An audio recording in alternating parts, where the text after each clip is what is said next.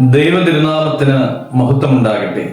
ഏവർക്കും ഹെർമിറ്റ്സ് ടോക്സിലേക്ക് സ്വാഗതം.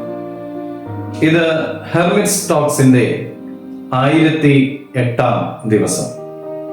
ഇന്നത്തെ പ്രഭാത ചിന്ത സദൃശ്യവാക്യങ്ങൾ 29-ന്റെ 1-ാമത്തെ തിരുവചനമാണ്.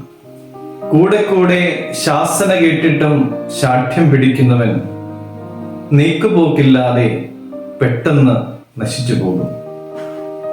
ഒരു പാലത്തിന്റെ മുമ്പിൽ ഇങ്ങനെ എഴുതി വച്ചിരിക്കുകയാണ്, പാലം അപകടത്തിലാണ്.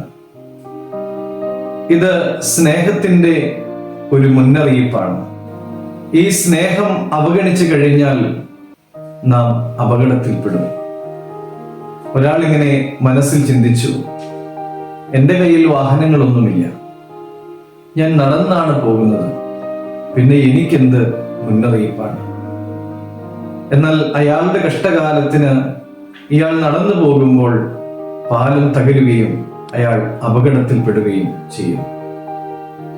മാതാപിതാക്കൾ മക്കളെ പലവട്ടം ശാസിക്കുകയും ഉപദേശിക്കുകയും ശിക്ഷിക്കുകയും ഒക്കെ ചെയ്യാറുണ്ട്.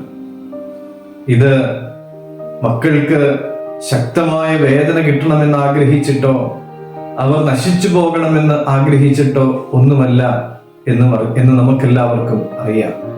അത് അവരുടെ നന്മയ്ക്കും രക്ഷയ്ക്കും വേണ്ടിയിട്ടാണ്.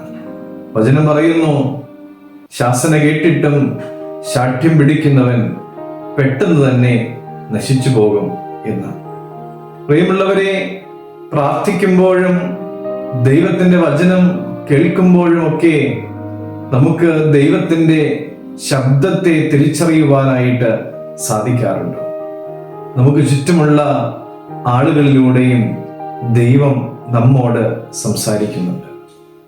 നമുക്ക് ലഭിക്കുന്നതായ മുന്നറിയിപ്പുകൾ ഏതുമാകട്ടെ, അത് ചെറുതാണെങ്കിലും ഗൗരവത്തോടെ അതിനെ സ്വീകരിക്കുവാനും അതിനോട് പ്രതികരിക്കുവാനും നമുക്ക് സാധിക്കണം.